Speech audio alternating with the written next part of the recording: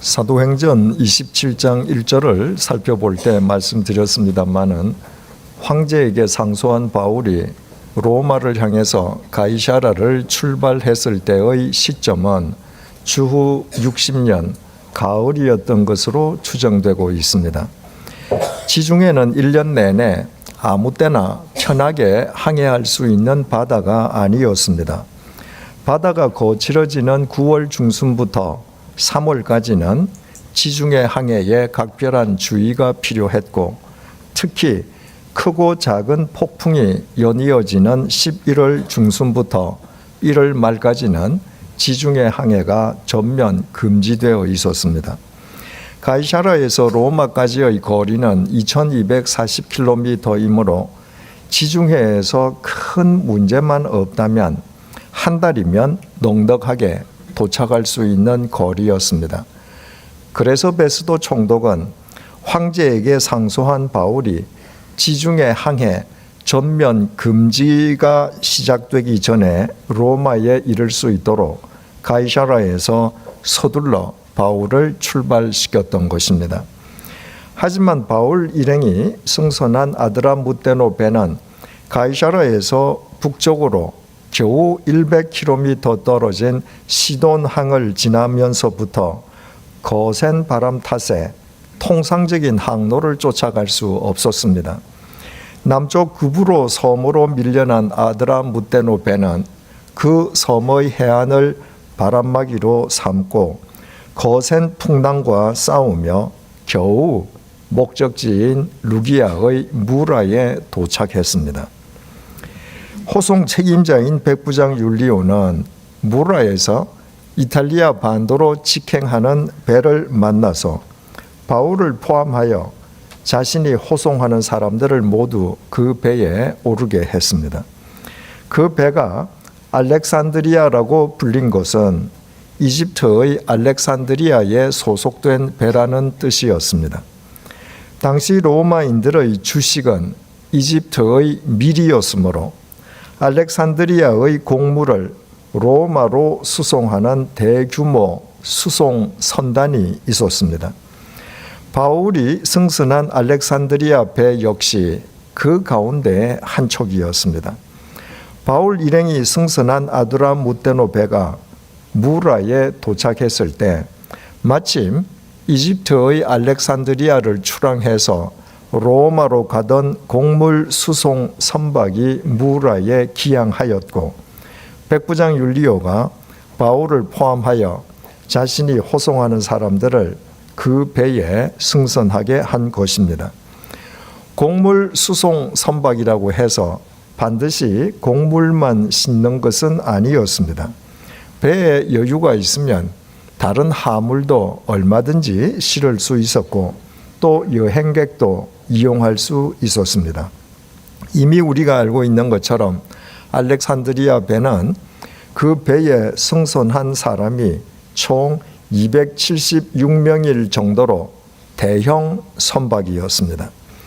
무라를 출항한 알렉산드리아 배는 서쪽 니도를 향해서 항해했습니다. 그 방향에 제국의 심장 로마가 위치한 이탈리아 반도까지 이르기에 최단 코스였기 때문입니다. 무라에서 니도까지는 이틀 뱃길에 지나지 않았습니다. 하지만 무라를 출항한 알렉산드리아 배는 또다시 거센 풍랑을 만나서 여러 날이 걸려서야 천신만고 끝에 이틀 뱃길인 니도 앞바다에 간신히 도착했습니다. 그러나 거기서부터는 서쪽으로 한치도 나아갈 수 없었습니다. 풍세가 알렉산드리아 배의 소진을 아예 허락하지 않았기 때문입니다. 알렉산드리아 배는 남쪽 그레데 섬으로 밀려 그 섬의 동쪽 살모네를 돌아서 남쪽 해안을 바람막이로 삼았습니다. 그리고 라세아를 거쳐 천신만고 끝에 간신히 미항에 도착했습니다. 우리말 간신히라고 번역된 헬라어 부사 몰리스는 천신만고 끝에라는 의미라고 했습니다. 그 단어가 7절과 8절에 연이어 두 번이나 계속 기록되어 있습니다. 연거푸 등장하고 있는 그 단어만으로도 지중해의 풍랑이 얼마나 심했고 바울 일행이 승선한 알렉산드리아 배의 항해가 얼마나 힘들었으며 바울의 여정이 얼마나 지체되었는지 충분히 짐작할 수 있습니다. 9절 상반절의 증언입니다.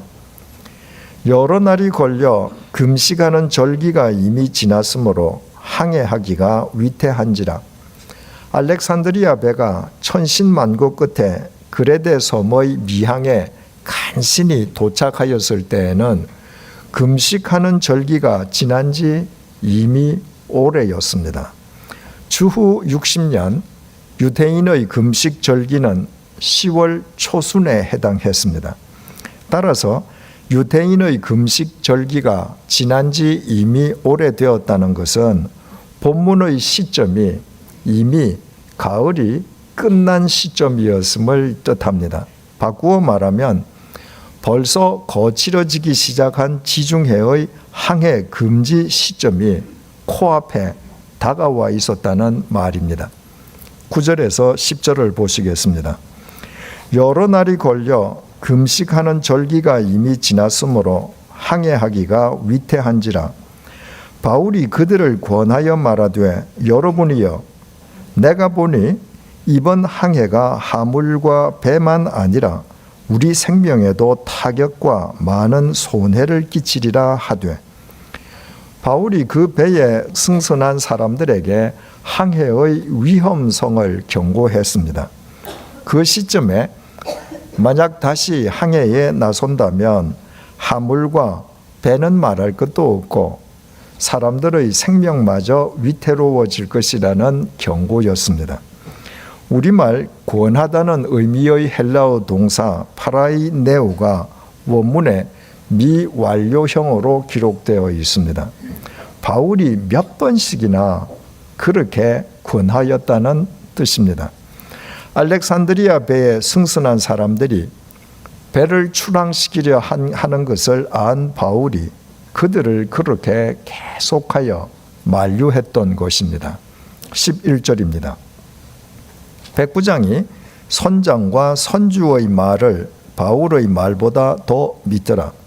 알렉산드리아 배에는 선장 외에 그 배의 선주도 동승해 있었습니다. 바울을 호송하는 책임자인 백부장 율리오는 바울의 말보다 선장과 선주의 말을 더 믿었습니다. 선장과 선주의 말이 어떤 내용이었는지는 12절이 밝혀줍니다. 그 항구가 겨울을 지내기에 불편하므로 거기서 떠나 아무쪼록 베닉스에 가서 겨울을 지내자 하는 자가 더 많으니 베닉스는 그레데 항구라 한쪽은 서남을 한쪽은 서북을 향하였더라. 선장과 선주의 주장은 현재 알렉산드리아 배가 기항해 있는 미항은 규모가 작은 항구여서 이듬해 봄이 오기까지 겨울을 지내기에는 적합하지 않다는 것입니다. 따라서 미항보다 규모가 큰 베닉스로 가서 그곳에서 겨울을 지내자는 것이었습니다.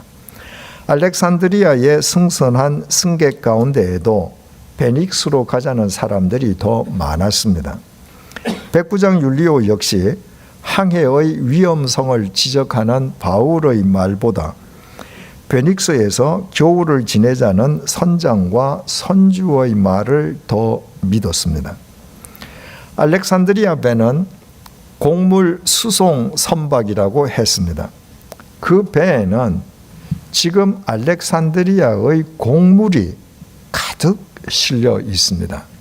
선주에게는 알렉산드리아 배와 그 배에 가득 실린 곡물이 모두 돈인 셈입니다.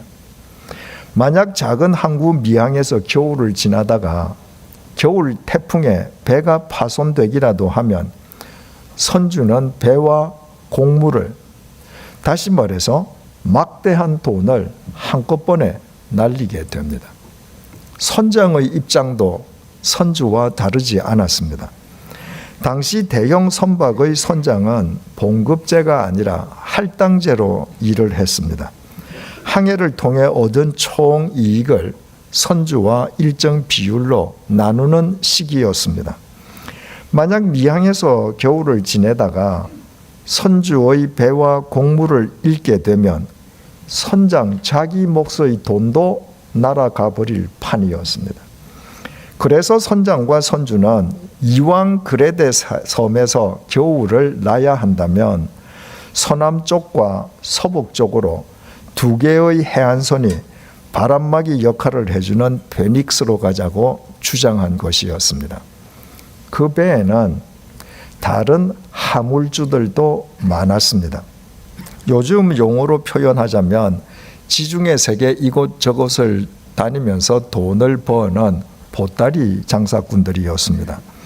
그들의 처지도 마찬가지였습니다. 그들에게도 배에 실린 그들의 화물이 곧 돈이었습니다. 만약 배에 문제가 생겨 화물을 잃는다면 그들 역시 가만히 앉아서 돈을 잃을 것이 뻔했습니다. 그래서 그들도 베닉스에 가서 겨울을 지내자는 선장과 선주의 말에 동조했습니다. 알렉산드리아 배의 선장과 선주 그리고 그 배에 승선한 화물주들이 베닉스로 가자고 한 것은 사람의 생명을 지키거나 존중하기 위함이 아니었습니다.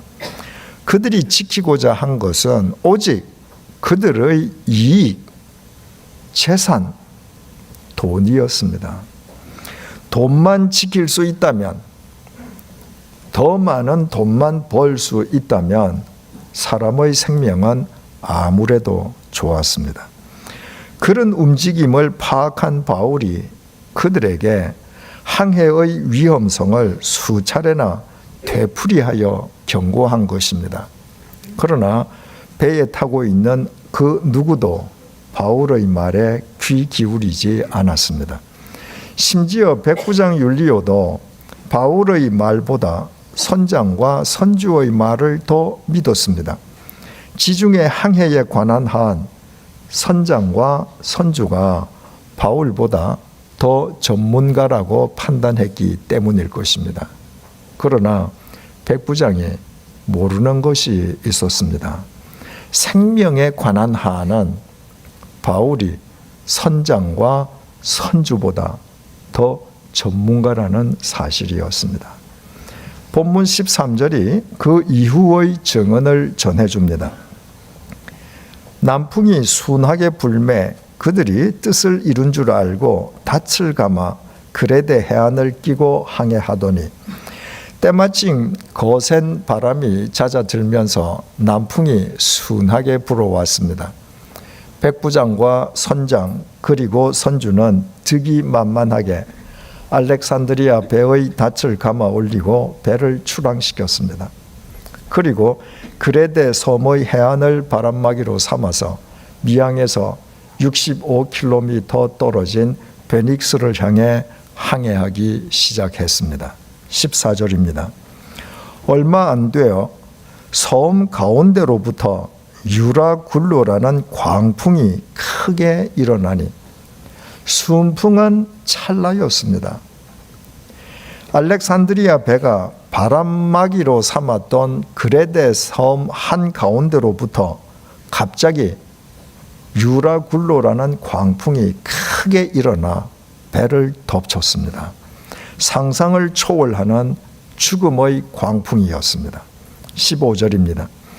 배가 밀려 바람을 맞추어 갈 수 없어 가는 대로 두고 쫓겨가다가 유라굴로 광풍이 덮치는 순간부터 알렉산드리아 배는 통제력을 상실하고 말았습니다.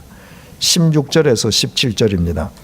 가우다라는 작은 섬 아래로 지나 간신히 거루를 잡아 끌어올리고 줄을 가지고 선체를 둘러감고 스르디스에 걸릴까 두려워하여 연장을 내리고 그냥 쫓겨가더니 유라굴로 광풍에 휩쓸린 알렉산드리아 배는 베닉스에서 남서쪽으로 35km 떨어진 작은 섬 가우다 아래쪽으로 또 밀려갔습니다. 그 섬이 잠시 바람막이 역할을 해주는 동안에 선원들은 간신히 거룻배를 가판 위로 끌어올렸습니다. 구명정을 뜻하는 거룻배는 평상시에는 배 뒤편 고물에 매달아 끌고 다녔습니다. 하지만 선원들은 유라굴로 광풍 속에서 유실되지 않도록 가판 위로 거룻배를 끌어올렸습니다.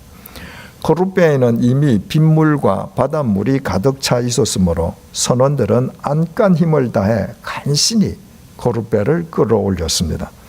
그리고 선체가 광풍에 파손되지 않도록 밧줄로 선체를 가로 세로로 단단히 조여 메었습니다. 고대 선박에는 무거운 돛대가 설치되어 있었으므로 태풍 속에서 선체를 밧줄로 조여 매는 것은 필수적인 대응책이었습니다. 그리고 스르디스에 걸릴까 두려워하여 연장을 내리고 그냥 쫓겨갔습니다. 지중해 남쪽에는 아프리카 대륙의 리비아 해안이 있는데 당시 그 바다 속에는 모래 언덕으로 불리는 스르디스가 많았습니다. 어떤 배든 그 바닷속 모래 언덕에 한 번 걸리기만 하면 더 이상 움직일 수 없었습니다. 그레데 섬 미항을 출항한 알렉산드리아 배가 유라굴로 광풍에 남서쪽에 위치한 가우다 섬으로 휩쓸려 갔기에 선원들은 자칫 배가 남쪽 리비아 해안까지 밀려가서 바닷속 모래 언덕에 걸릴지도 모른다는 두려움에 사로잡혔습니다. 그들은 광풍 속에서 배를 제어해 보려고 온갖 애를 다 썼지만 아무 소득이 없었습니다. 18절입니다. 우리가 풍랑으로 심히 애쓰다가 이튿날 사공들이 짐을 바다에 풀어버리고, 풍랑으로 심히 애쓰다는 표현은 폭풍으로 심히 괴롭힘을 당하다는 뜻입니다. 하루가 지나 이튿날이 되었지만 광풍의 위세는 조금도 수그러들지 않았습니다. 선원들은 강풍 속에서 배가 전복하지 않도록 배의 무게를 줄이기 위해서 비상식량을 제외한 화물을 모두 바다에 내버려야만 했습니다. 이집트의 알렉산드리아 항에서 실은 거대한 양의 곡물, 많은 화물주들이 실은 온갖 화물을 모두 바다에 내버렸습니다. 그것은 선주와 선장의 돈, 화물주들의 돈이었습니다. 그들은 그 돈을 지키기 위해 위험을 무릅쓰고 베닉스로 가자고 주장하고 동조했던 사람들이었습니다. 그러나 죽음의 광풍 속에서 그들이 그토록 지키려 했던 돈은 아무 쓸모가 없었습니다. 오히려 죽음의 광풍 속에서는 그들의 죽음을 재촉하는 장애물에 지나지 않았습니다. 그들은 자신들의 생명을 지키기 위해 자신들의 재산을, 돈을 모두 바다에 내버리지 않을 수 없었습니다. 19절입니다. 사흘째 되는 날에 배의 기구를 그들의 손으로 내버리니라. 사흘째가 되어도 상황은 전혀 호전되지 않았습니다. 어쩔 수 없이 선원들은 침구, 의자, 테이블 등 배의 기구마저 바닷속으로 내버려야 했습니다. 배에 필수적으로 갖추어져 있어야 할 기구마저 바닷속으로 내버린 것은 상황이 그만큼 급박했기 때문이었습니다. 본문은 선원들이 배의 기구를 자기들의 손으로 내버렸음을 강조하고 있습니다. 배에 없어서는 안 될 기구마저 자신들의 손으로 바다에 내버려야 하는 선원들의 절박하고도 처절한 심정을 그런 식으로 표현한 것입니다. 20절입니다. 여러 날 동안 해도 별도 보이지 아니하고 큰 풍랑이 그대로 있음에 구원의 여망마저 없어졌더라. 그러고도 여러 날이 지났지만 해도 달도 보이지 않는 칠흑 같은 어둠 속에서 거대한 풍랑은 쉬지 않고 알렉산드리아 배를 계속하여 삼키려 했습니다. 구원의 가능성이라고는 신랄만큼도 보이지 않았습니다. 그렇지 않겠습니까? 갑작스런 유라굴로 광풍에 통제력을 상실한 알렉산드리아 배는 리비아 해안의 스르디스에 걸리지 않도록 배를 제어하려 했지만 아무 소득이 없었습니다. 이튿날에는 배가 전복하지 않도록 선장과 선주 그리고 하물주들이 그토록 지키려 했던 그들의 재산, 돈을 모두 바다 속에 내버려야 했고 사흘째 되는 날에는 배의 기구마저 포기해야 했습니다. 하지만 배를 삼키려는 거대한 풍랑의 위세는 조금도 꺾어지지 않는 가운데 해도 별도 보이지 않는 칠흑 같은 흑암이 며칠이나 계속되었습니다. 그 옛날에 나침반 역할을 해주는 해와 별이 여러 날 동안이나 보이지 않았으니 그들은 거대한 풍랑이 자신들을 지금 어느 방향으로 휩쓸고 가는지조차 가늠할 수 없었습니다. 구원의 희망은커녕 배에 있는 모든 것을 내버리고서도 오히려 절망적인 죽음과 맞닥뜨리고 말았습니다. 대체 누가 그들을 그런 절망의 구렁텅이로 밀어 넣었습니까? 그 누구도 그렇게 하지 않았습니다. 그들 자신이 스스로 자진하여 그 구렁텅이로 들어갔습니다. 이유는 단 하나였습니다. 그들이 그토록 중요하게 여기던 자신들의 재산, 돈을 지키기 위함이었습니다. 바울이 그들에게 경고한 것은 돈보다 생명이 더 중요하다는 것이었습니다. 하지만 그들은 생명보다 돈을 더 소중하게 여겼습니다. 돈이면 생명도 지킬 수 있고 돈이면 무엇이든지 다 할 수 있다고 믿었습니다. 그러나 그들이 지키려 했던 바로 그 돈 때문에 오히려 그들의 생명이 절망적인 죽음의 구렁텅이에 빠져버리고 말았습니다. 어떻습니까? 이들의 모습이 현대인의 모습, 바로 우리 자신의 모습인 것은 아닙니까? 돈에서 해방되지 않으면 수단이어야 할 돈을 삶의 목적으로 삼으면 돈이 도리어 사람을 죽인다는 것은 변함없는 주님의 말씀입니다. 디모데전서 6장 10절을 통한 주님의 말씀입니다. 돈을 사랑함이 일만 악의 뿌리가 되나니 이것을 탐내는 자들은 미혹을 받아 믿음에서 떠나 많은 근심으로서 자기를 찔렀도다. 주님께서는 돈 자체를 악이라고 말씀하신 적은 한 번도 없습니다. 그러나 주님께서는 돈을 사랑함이 일만 악의 뿌리가 된다고 단언하셨습니다. 돈을 목적으로 삼는 것이 모든 악의 근원이라는 것입니다. 누구든 돈을 목적으로 삼으면 그 순간부터 하나님을 등지고 결과적으로 자신을 찔러 해치기 마련입니다. 왜 제조업자들이 유해식품, 불량 상품을 만들어냅니까? 돈 때문입니다. 왜 건설업자들이 불량 시공을 합니까? 돈 때문입니다. 왜 운송업자들이 과적을 일삼습니까? 돈 때문입니다. 왜 유흥업소가 번창합니까? 돈 때문입니다.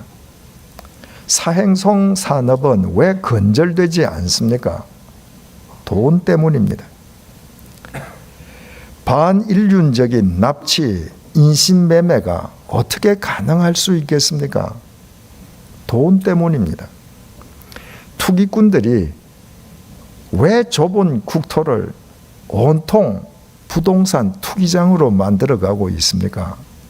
돈 때문입니다.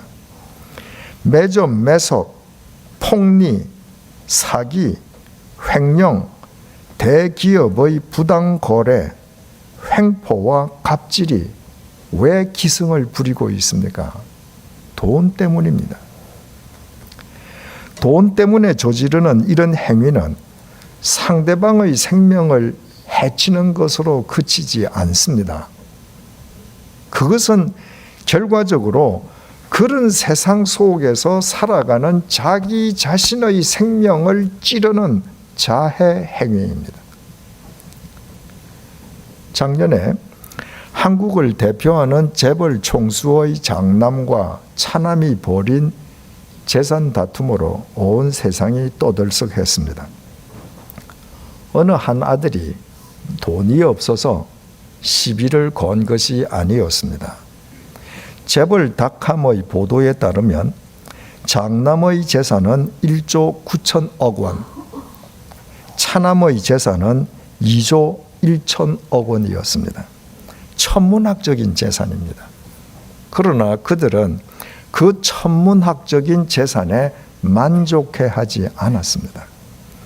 아버지의 재산을 더 많이 차지하기 위해 공개적으로 그렇게 원수처럼 싸운 것입니다. 그 결과 그들의 아버지를 포함해서 5 식구가 한날 한시에 법정에 서는 대한민국 사법 역사상 초유의 일이 벌어지기도 했습니다. 그들은 돈을 지키려다 어처구니 없이도 온 가족의 생명을 서로 찔러 해친 것입니다. 그들 역시 우리 자신의 또 다른 모습인 것은 아닙니까? 이런 관점에서 사람들이 온통 돈을 목적으로 섬기는 이 만몬의 시대에 아굴의 기도는 그리스도인으로 살아가는 우리 자신의 실체를 되돌아보게 해줍니다. 잠언서 30장 7절에서 9절입니다. 내가 2가지 일을 주께 구하여 싸우니 죽기 전에 내게 거절하지 마시옵소서. 곧 헛된 것과 거짓말을 내게서 멀리 하옵시며 나를 가난하게도 마옵시고 부하게도 마옵시고 오직 필요한 양식으로 나를 먹이시옵소서. 혹 내가 배불러서 하나님을 모른다. 여호와가 누구냐 할까 하오며 혹 내가 가난하여 도둑질하고 내가 하나님의 이름을 욕되게 할까 두려워함이니이다. 우리는 지금 무엇을 위해 기도하고 있습니까? 뭐라고 기도하든 결국은 돈을 위해서가 아닙니까? 우리는 지금 무엇을 목적 삼아 살고 있습니까? 교회에 다니면서 실제로는 돈 아닙니까? 돈을 목적으로 삼았기에 그리스도인이면서도 거짓마저 서슴지 않고 있지 않습니까? 그러나 그렇게 살아가는 우리에게 어느 날 죽음의 유라굴로 강풍이 불현듯이 덮친다면 우리의 돈이 그 죽음의 광풍에서 우리를 건져내어 줄 수 있겠습니까? 그때 우리가 우리의 모든 돈을 다 내던진다 한들 그 죽음의 광풍을 비켜갈 수 있겠습니까? 오히려 돈을 목적으로 삼아 살아오느라 자신과 타인의 생명을 찔러 해치며 살아온 자신의 어리석음을 이를 갈면서 후회하지 않겠습니까? 그때 우리의 모습이 그토록 지키려 했던 자신들의 돈을 유라굴로 광풍 속에서 바다에 다 버리고서도 살 소망마저 끊어져 버린 본문의 사람들과 아무런 차이가 없지 않겠습니까? 돈보다 생명이 더 중요합니다. 돈은 수단일 뿐, 돈은 어떤 경우에도 생명의 목적일 수 없습니다. 생명의 목적은 오직 참 생명이어야 합니다. 우리를 대신하여 죽음의 형벌을 받으시려 십자가의 제물로 죽으셨다가 죽음의 권세를 깨뜨리고 3일 만에 다시 살아나신 예수님만 우리 생명의 목적 되시는 까닭이 바로 여기에 있습니다. 우리 모두 3일 만에 다시 살아나신 예수님만 우리 생명의 목적으로 모시고 살아가십시다. 예수님께서 지중해의 바울처럼 우리를 들어 돈 때문에 죽어가는 이 시대의 사람들을 살려내실 것입니다. 이 세상을 강타하는 온갖 유로굴로 강풍의 위세가 아무리 거세다 할지라도 우리가 3일 만에 다시 살아나신 예수님을 우리 생명의 목적으로 모시고 살아가는 한 그 어떤 광풍도 이 세상을 무너뜨릴 수는 없습니다. 이것이 오늘 본문을 통한 주님의 약속입니다. 기도하시겠습니다.